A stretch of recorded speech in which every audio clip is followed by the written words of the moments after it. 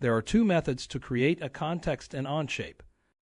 A part can be edited in context, or an entirely new part can be created in context. This lesson focuses on in-context design within the same document. In-context design with linked documents is covered in the lesson, creating in-context references with linked documents. The first method edits an existing part in the context of an assembly. Right-click on the part to be modified and select Edit in Context. That part's Part Studio is open, and a ghosted snapshot of the assembly is visible. The ghosted snapshot shown captures the hide show state, position, and orientation of the objects in the assembly when the context is created.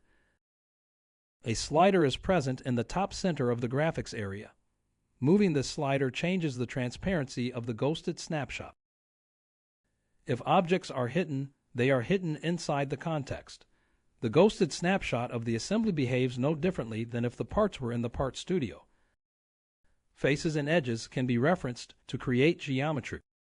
An assembly context is only created when the first reference is made to the assembly. A reference is made when you use an entity in the ghosted snapshot to define a new sketch or feature. For example, creating a dimension to an edge, converting an edge with the use feature, or using the ghosted snapshot in conjunction with a feature like extrude. When that reference is made, a yellow in-context arrow displays next to the feature, indicating the feature is defined with in-context references.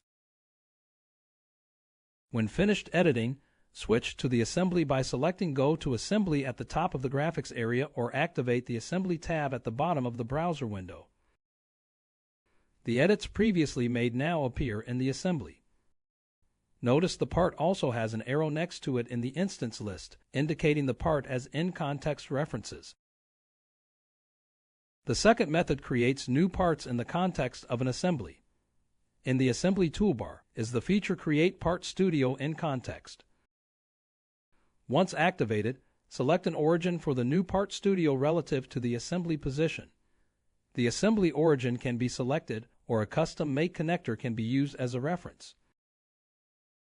This selection sets the orientation of the Part Studio origin relative to the assembly.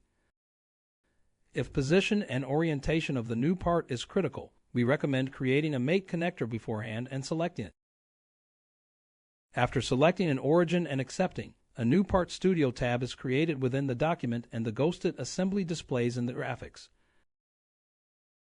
Creating geometry is exactly the same as previously shown, by referencing faces or edges to create geometry. As is the case with editing existing parts, a context isn't created until the assembly is referenced by the new part. Switch to the assembly by selecting Go to Assembly from the pull-down menu at the top of the graphics area, or select the Assembly tab within the document. New parts created in context have to be inserted into the assembly and mated or grouped. There are two methods to insert these parts. While still editing in context, select Insert and go to Assembly from the pull-down menu at the top of the graphics area.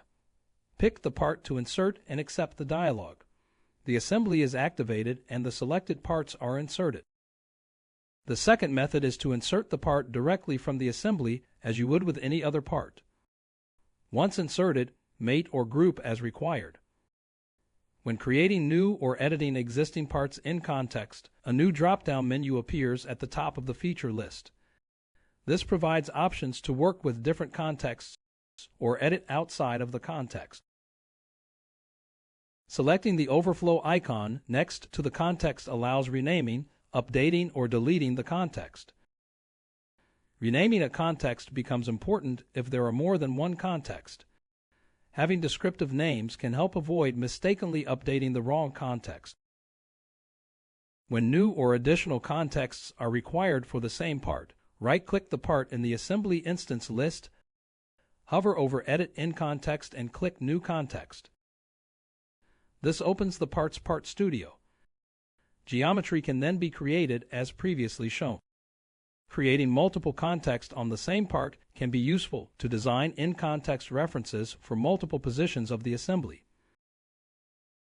Before creating the new context, move the assembly to the desired position and then create a new context.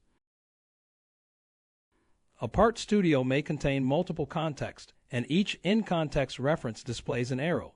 Distinguishing between features and multiple contexts can be confusing.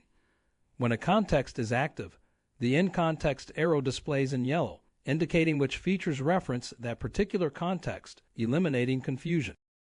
Using named positions within context allows multiple positions to be switched between quickly without manually moving objects in an assembly.